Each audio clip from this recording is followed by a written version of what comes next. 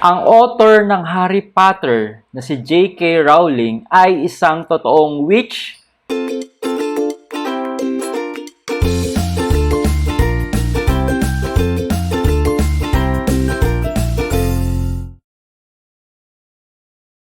Hello mga ka-faith! My name is Adrian Milag and welcome again to my vlog. At kung first time mo dito sa aking YouTube channel, make sure na mag-subscribe ka at click mo yung notification bell button sa baba ng video na to para lagi kang updated sa mga bagong vlog na gagawin ko. I'm sure mga ka-faith na alam mo ang Harry Potter at sikat na sikat tong novel na sinulat ni J.K. Rowling. Actually, elementary pa lang ako ay sikat na tong Harry Potter at ang dami talagang, 'di ba, volume ng book na to na sinulat ni J.K. Rowling. Grabe yung imagination ni J.K. Rowling kung paano niya nagawa tong Harry Potter. At dahil sa pagsikat ito ay ginawa na rin ng movie itong Harry Potter at ang daming naging sequel ng Harry Potter. Siguro kung inabutan mo, kung kapanahunan mo tong Harry Potter, kung isipin mo, habang pinapanood mo to, parang wala namang masama sa panonood ng Harry Potter. Parang okay lang naman. Entertainment, di ba? Very entertaining yung mga nakikita mo. Yung magic at yung kwento. Alam nyo ba na ang Harry Potter ay pwede yung maging opening sa'yo ng demons, ng devil. Dahil ang Harry Potter, according sa isang exorcist priest, ang mga spell sa Harry Potter ay mga totoong spell. Yung mga binabanggit doon. Alam nyo, nung nalaman ko to mga ka-faith, sobrang nagulat ako at may nagsabi pa nga na isang exorcist priest na si J.K. Rowling ay isang totoong witch. Actually, nag-aral daw siya ng witchcraft. Kaya niya nasulat ang Harry Potter. Gusto kong i-share sa inyo itong naging interview ko, actually mga nakaraang month, sa isang exorcist priest na sinabi niya yung deception dito sa novel na Harry Potter na sinulat ni J.K. Rowling. Okay, so panoodin nyo to. Tungkol sa Harry Potter. Diba kasali yung Harry Potter? Yung kanina sinishare mo habang nag-uusap tayo. Yung Harry Potter. Kasi Harry Potter... pwede mo bang ma-share ulit? Yeah, Harry Potter is a movie that deals also with magic, witchcraft, and sorcery. This is the world of Satan and his fallen angels. So, interest with these movies would mean interest with something demonic. Something demonic. Even in the Bible, it is condemned. It is condemned in the Bible. Like for example, in the book of Deuteronomy chapter 18, verses 10 and following. According to the book, no one shall be found among you who makes a son or daughter pass through fire, or who practices divination, or is a soothsayer, or an ogre, or a sorcerer, or one who casts spells. So, certainly, is actually condemned in the Bible. So that's why when we engage, when we are interested with these things, in one way or the other, we are really affected. So, according to Chadwick Perger, one of the exorcists in America, that Harry Potter, J.K. Rowling, the author of Harry Potter, studied witchcraft before she wrote the book. And one exorcist said that about 60% of the names in Harry Potter are real names of demons. That's why there are stories of children got possessed after reading the book.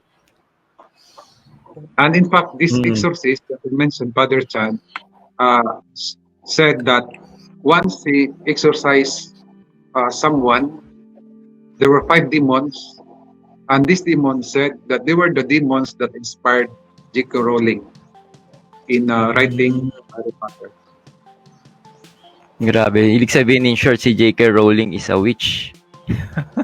That's what we said, no? But according to him, she denied it, no? she denied. Mm. But whether she's a witch or not, the thing is, this is really an enemy territory, magic, witchcraft, sorcery. Mm. Yung sabi mo nga kanina, yung sa Harry Father is mga real spells talaga siya, di ba? Real, Yeah, real spells.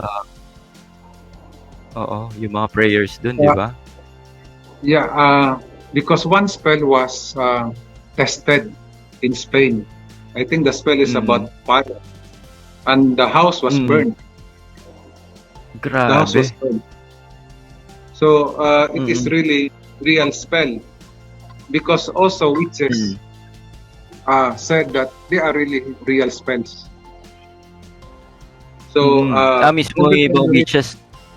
yeah, every time you read the book, so you read the book, you say the spell, so as if you are the one casting the spell. Then if you read the names of demons, as if you are summoning them, you are empowering them. So that's why it is very dangerous, especially for children. Ayan mga ka-faith, alam mo kung isa kang magulang ay dapat sobra nating iniingatan ang ating mga anak. Ako katulad ng anak ko, si Rian, ay yes, may cellphone na siya, pinayagan ko na siya mag-cellphone, pero in one condition, meron akong access sa password ng Facebook niya, ng Messenger niya, even yung sa cellphone niya, may access ako sa lahat ng yan. Alam ko lahat ng ginagawa niya, nakikita ko lahat ng pinapanood niya. Bakit? Kasi magulang ako eh. Ayokong magkaroon ng opening sa kanya ang kalaban para ma-deceive siya, para maloko siya, para ma-manipulate siya. Kasi bata pa yung anak ko eh. Hindi pa ganun ka-mature yung pag-iisip niya, lalo na pagdating sa spirituality. Kasi ang kalaban ay, ang talagang tinatarget niyan ay mga bata. At very subtle ang atake nila. At ang kalaban si Satan ay modern na rin yan. Ang ginagamit niya is social media. Mang-deceive ng maraming mga kabataan. Kaya tignan nyo, di ba, maraming mga kabataan ngayon ang nakaka-experience ng devil possession. Maraming mga kabataan ngayon ang nade-depress. Maraming kabataan ngayon ang nagsusuicide. Bakit? Dahil nga sa environment na nakikita nila, sa mga napapanood nila, sa nafi-feed sa utak nila. At dahil doon, yun yung nagiging opening sa kanila ni Satan. Mga magulang, beware, okay? Alam ko, busy kayo sa trabaho, pero always check your sons or your daughter, yung mga anak nyo, lagi nyo yan susubaybayan, especially sa mga pinapanood nyan, especially kung ano yung kinukonsume nyan sa social media, ano yung mga pinapanood nila. Talagang magbigay ka ng effort na kausapin sila, magkaroon kayo ng date time every week. Actually, yan yung ginagawa namin ng anak ko, nagkakaroon kami ng date every week. So, nag-spend ako ng oras para kumonect sa kanya, para mag-bond sa kanya, at para malaman ko ano yung mga ginagawa niya. Isa din sa ginagawa ko bilang isang magulang ay nagbi-build ako ng trust sa kanya. Ibig sabihin na hindi ka naman yung masyadong terror na magulang, yung parang sobrang fear na yung nangingibabaw sa anak mo tuwing mag-uusap kayo. Hindi ganon. Di ba mag-build ka ng relationship sa anak mo? Maramdaman niya na okay lang mag-share sa'yo, okay lang na magsabi sa'yo ng mga problema niya, ng mga kinakatakutan niya.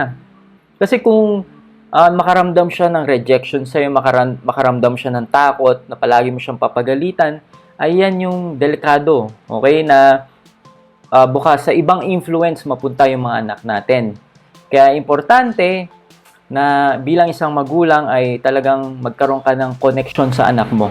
Kasi alam mo si Satan, alam mo ang kalaban, ay gagawa yan ng paraan para masira ang pamilya. At gustong-gusto niya na unahin ang mga kabataan. Pray for your sons or your daughter. Lagi nyo silang isama sa inyong rosary. At turuan nyo rin sila magdasal ng rosary. Okay, so I hope na nakatulong itong information na shinare ko sa aking vlog.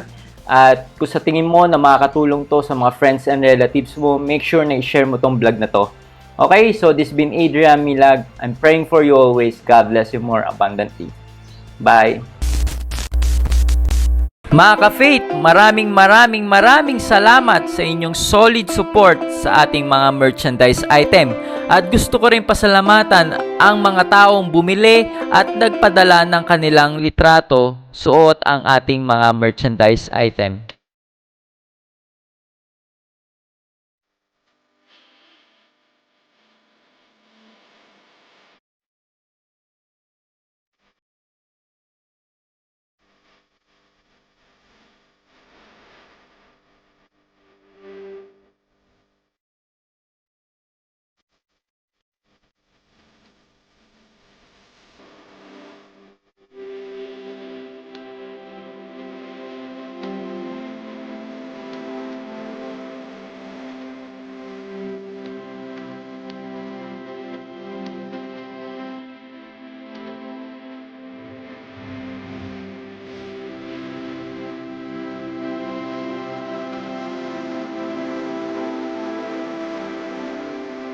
I am proud Catholic, Katoliko ako. Hello mga ka-faith! Paano ka nga ba makaka-order sa ating merchandise store? Okay, so dito sa ating website, makikita mo yung mga available na merchandise item natin like t-shirts, long sleeves, hoodies, face mask, mugs. So kunyari t-shirts ang bibili mo, ito ang ating bestseller na Katoliko ako shirt. So, i-click mo lang siya. Pagka-click mo, mamimili ka kung anong color. Kung black ba or yung violet. Kunyari, itong black ang napili mo. Mamili ka lang kung anong material. Kung dry fit or poly blend. Kung nakapili ka na, ipili mo naman kung anong size. Importante kung male or female ka. Para alam nung gagawa ng t-shirt kung ano yung mas magiging fit para sa'yo. I-click mo lang add to cart and then proceed to check out kung wala ka ng iba pang bibilin. Dito naman ilalagay mo kung taga Pilipinas ka ba or taga USA ka. Kasi dito sa Merchiful ay nagdi-deliver din sila sa USA. Kung hindi ka taga USA ay meron din tayong ibang international store na pwedeng mag-deliver sa buong mundo. Kunyari taga Philippines ka and then piliin mo lang kung anong province, lagay ko Cavite and yung postal code, calculate shipping. Usually sa NCR is 120 pesos sa ating shipping fee. And then after that is proceed to check out. So mapupunta ka naman dito. So kung new customers ka ay kailangan mo mag-create ng account dito sa Merchiful para hindi ka na ulit mag-fill up ng form. So, mag-create ka lang ng account, i-click mo lang yan. So, lagay mo lang yung first name, last name, at ang iyong email address. And yung password na gagamitin mo. Click mo yung create, click mo lang yung submit. Ayan, then mag-sign in ka na. So, nakagawa ka na ng account. So, i-click mo lang to dito sa taas. And then, go to check out. So, dito ay i-fill upan mo yung mga necessary information na kailangan. Click mo lang yung continue shipping. Mapupunta ka na dito sa ating payment option. So, dito sa ating payment option, pwedeng credit card or debit card, GCash, or COD. Ayan, then complete order. Okay, so paano ka nga ba makakapunta dito sa ating merchandise store? Dito sa baba ng video na to, ilalagay ko yung link kung saan ka pwedeng mag-order ng ating mga merchandise item. Again, mga ka-faith, thank you so much for supporting my merchandise item. God bless you more abundantly.